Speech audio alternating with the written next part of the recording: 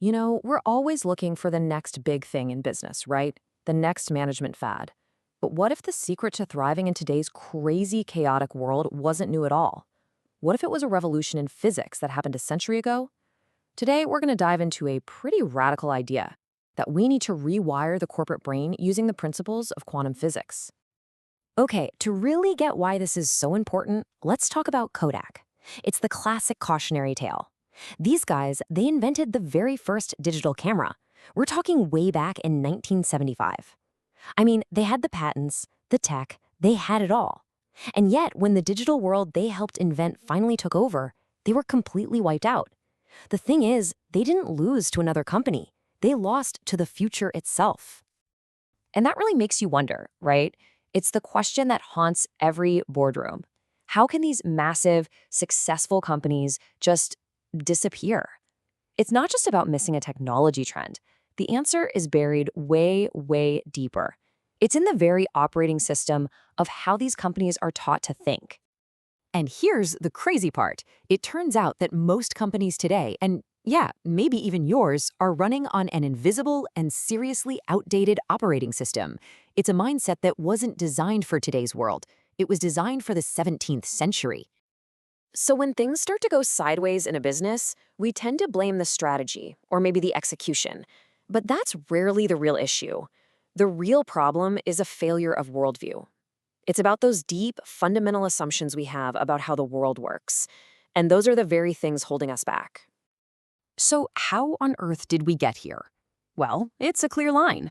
It all started with Isaac Newton and his big idea of the universe as this perfect, predictable clockwork machine. And that idea, it just snowballed. Adam Smith applied it to work, breaking everything down into tiny tasks. Then Max Weber built the hierarchies to control it all. And finally, Frederick Taylor came along and perfected the whole thing, basically treating the entire company like one big, well-oiled machine. And this is where it all falls apart. The Newtonian company, it's built for a world that's predictable. It's got silos, top-down control, and it treats people like cogs. But the world we actually live in today, it's the total opposite. It's this messy, chaotic, interconnected network where the real value comes from creative people, not just obedient cogs. We're trying to navigate today's world with a map from 300 years ago. It just doesn't work. Okay, so if the old map is useless, where do we get a new one? Well, we have to look to the science that actually describes the world we live in, this unpredictable, interconnected reality. And believe it or not, that science is quantum physics. It is time to start thinking in quantum. The physicist David Bohm really nailed it with this quote. He basically said, look, you can't fix your problems with the same kind of thinking that created them. If we want to build companies that can actually thrive in this new era, we have to start by upgrading the operating system inside our own heads. So what does thinking in quantum even mean? Well, the first big idea is something called quantum holism. In the quantum world, nothing is ever truly separate.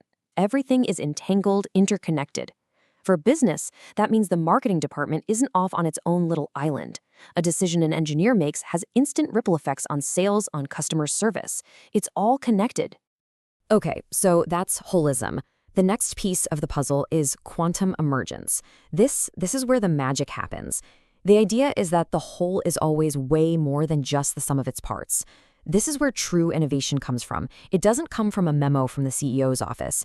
It emerges from the relationships and the creative energy between people and ideas all across the company. And the last big idea is potentiality. And this one is huge. Remember that old clockwork universe where everything was predictable? Yeah, you can just throw that idea out the window. The quantum future isn't some fixed destination. It's a giant sea of possibilities. And that completely changes what it means to be a leader. Your job isn't to have all the answers anymore. Your job is to ask the really powerful questions that help your team navigate that sea and create a new future together. Now, I know what you might be thinking. This all sounds a little out there, right? A little bit too theoretical. Well, what if I told you a massive global company has already rebuilt itself from the ground up on these very principles? Let's talk about the appliance giant Haier. This quote right here gets to the absolute heart of what they're doing. They had a huge realization. People don't just want to buy a smart fridge. They want a seamless, smart kitchen experience. So they stopped just selling products in boxes and started building entire ecosystems to solve real user problems. So how'd they do it?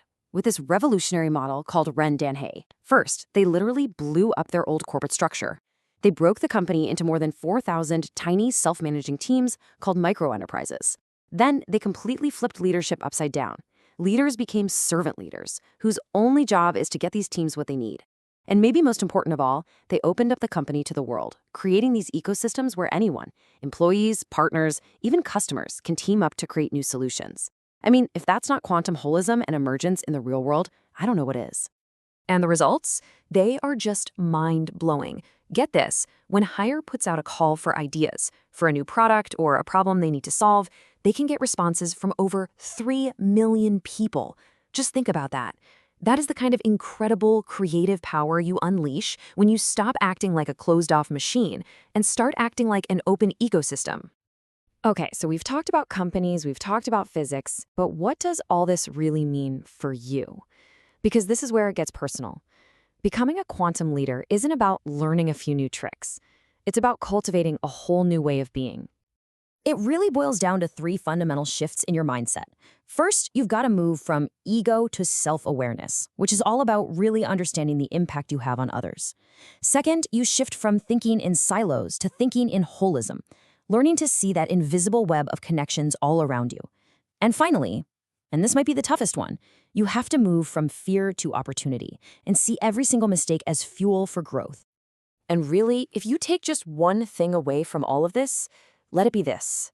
This isn't just another buzzword to stick on your LinkedIn profile.